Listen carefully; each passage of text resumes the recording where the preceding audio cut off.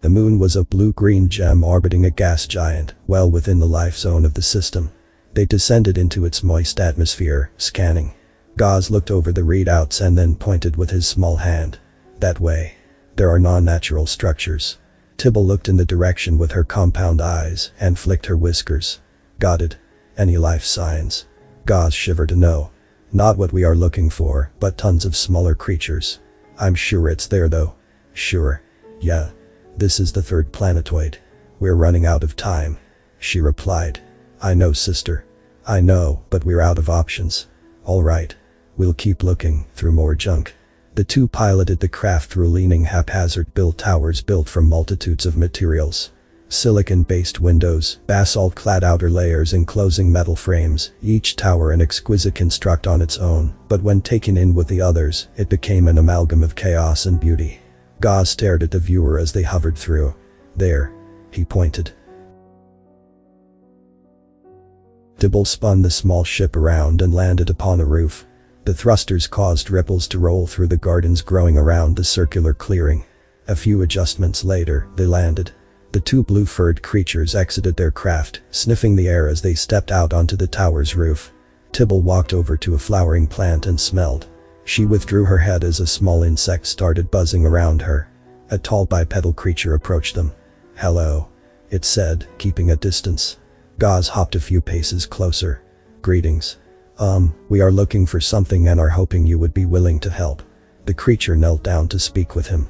If I am able, I'll gladly help. Tibble flicked her stub tail with apprehension. No one just offers help easily.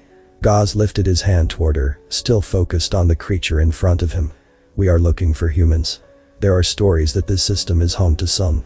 Please, we have been searching for some time. If you know of any, we need to find them. The creature touched its face for a moment, looking down. It then looked back at Gaz. Well, what does a human look like? Tibble hopped a pace forward. Beasts, clad in armor, known to wield destruction, and can see anything no matter how it hides. The creature recoiled a bit. Sounds dangerous. I haven't seen anything like that here. Why would you seek out something like that? Gaz watched the creature for a moment. We have our reasons. Maybe there are others in this city that might know of the humans. The creature stood back up and looked out at the other towers. I'm the only one here. Tibble hopped another pace closer. Your people left you here. Why abandon such a place? Such life and structures. You're alone. It bobbed its head. Yeah. I retired and didn't know what to do, so I came here and built this art garden. She blinked her numerous eyelids.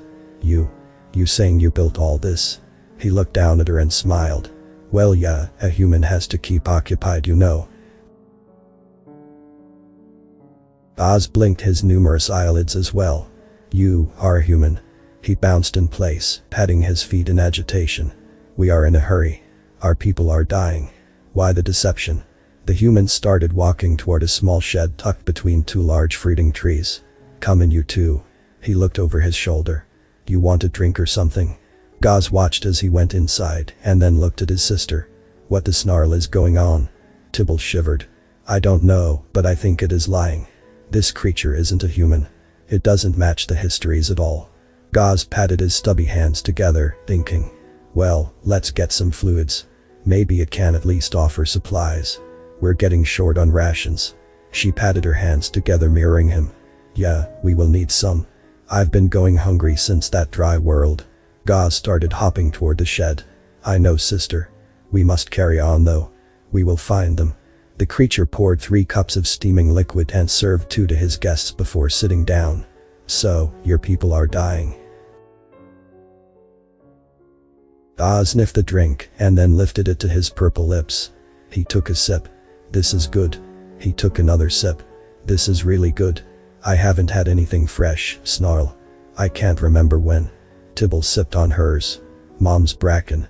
That was the last time we had anything that didn't come from the warehouses. Gaz wiggled his nose. Yes. That's right. She had made it for us with the last of our yard plants. He looked up at the creature. This place you have here is a haven. You're lucky. Tibble sat her cup down. Creature. Our people have come under attack. The Bryn have declared our world to be theirs and have begun exterminating our cities. We need to know where the humans have gone. Obviously they were here to have built such an amazing city. Please, tell us where they went to." The creature laughed. "Name's Jonathan, and I didn't lie to you. I am a human, and this world is my creation." Gaz blinked his eyelids again. "Please. No more. This is serious. If you cannot tell us where the humans are, could you at least entertain the idea of us ferrying some of our people here? If only to avoid our own extinction. Please." Jonathan got up and walked across the small hut. He touched a knob on a cabinet, spinning it right, left, right, right. The cabinet opened on its own, revealing a large room that should not be existing on that outer wall. Gaz stared into the dimly lit room, watching as series of lights began illuminating. Jonathan walked in, touching his hands over numerous items.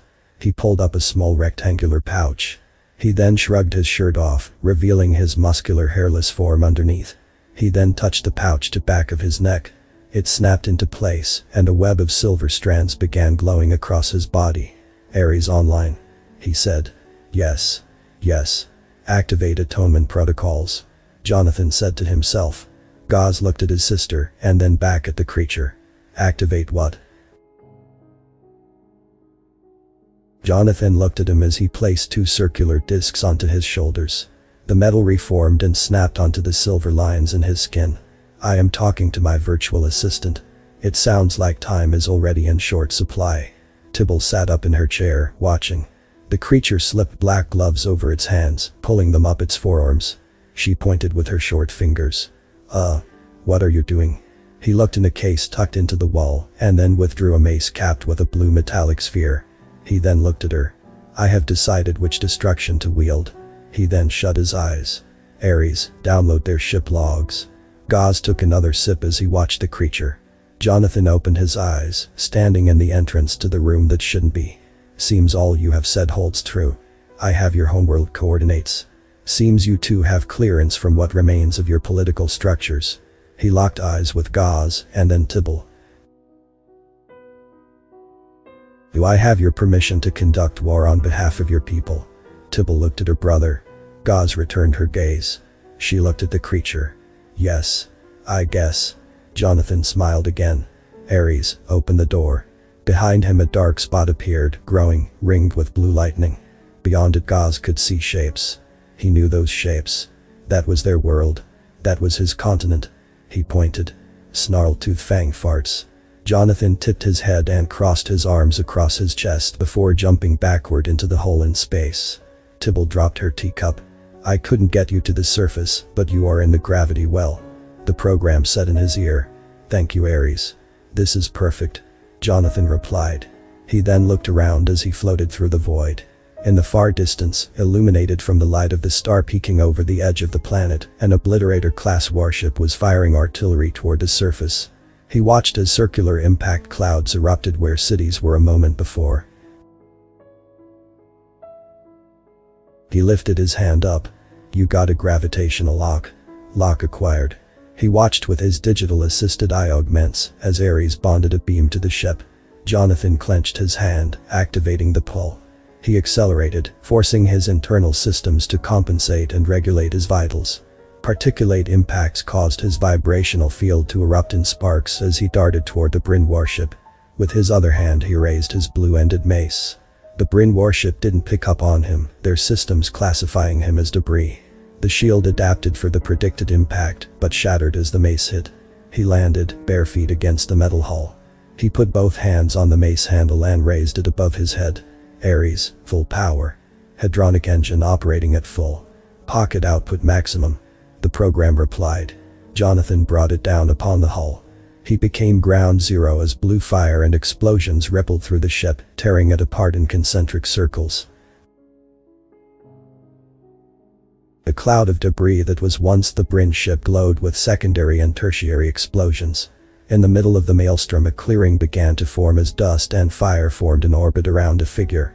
Jonathan glowed as his silver power lines kept his vibrational shield operational.